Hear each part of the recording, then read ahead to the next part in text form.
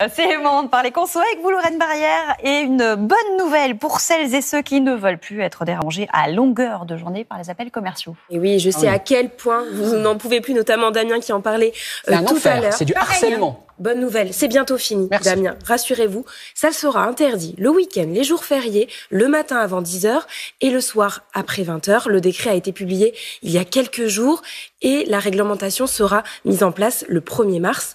Autre limite également, une même entreprise ne pourra pas vous appeler plus de 4 fois par mois et si jamais vous refusez, elle devra attendre 60 jours avant de vous relancer. Alors, c'est un bon début, mais ça reste insuffisant selon les associations de consommateurs, comme nous l'explique Cédric Musso de l'UFC Que Choisir.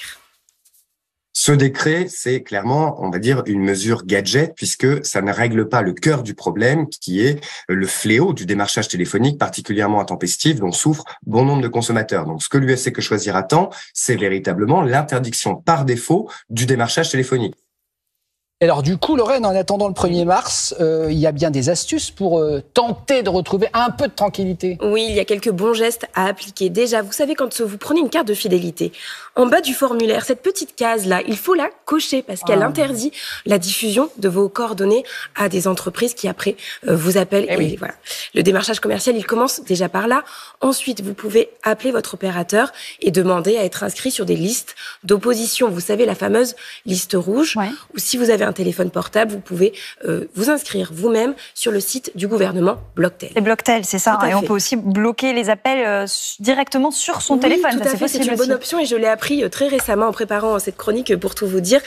Je vois Damien déjà qui a pris son téléphone. Maya, je vous bloque. Alors, sur les téléphones... merci. Je plaisante. Je vous taquine. Sur les téléphones Android, par exemple, vous avez l'application téléphone de Google qui permet de filtrer automatiquement ces appels indésirables. Pour ceux qui ont des... Alors en fait, ils trient, ils filtrent automatiquement. Vous savez, c'est des générateurs de numéros, donc en fait, finalement, ils arrivent facilement à les identifier, plus facilement que nous, sans doute. Pour les détenteurs d'iPhone, dans les réglages, téléphone, vous activez l'option appel d'inconnus silencieux et les appels douteux, ils vont automatiquement être amenés sur votre messagerie. Donc déjà, ça fait un peu de vacances. D'accord. Donc Lorraine, vous nous parliez donc des appels intempestifs, mais il y a aussi une pluie de SMS publicitaires qui nous arrivent. Ah oui, alors ça, il faut pas les oublier aussi, ces SMS. C'est très simple. Quand vous recevez un SMS, vous répondez « stop ». Tout simplement, et puis derrière, vous bloquez le numéro. Et si jamais ça ne suffit pas, vous pouvez aussi transférer ce SMS au 33 700. C'est la plateforme de lutte contre les spams vocaux et les SMS. Plus il y a de signalements et plus il y a de chances que ce numéro soit bloqué. Voilà, vous savez tout.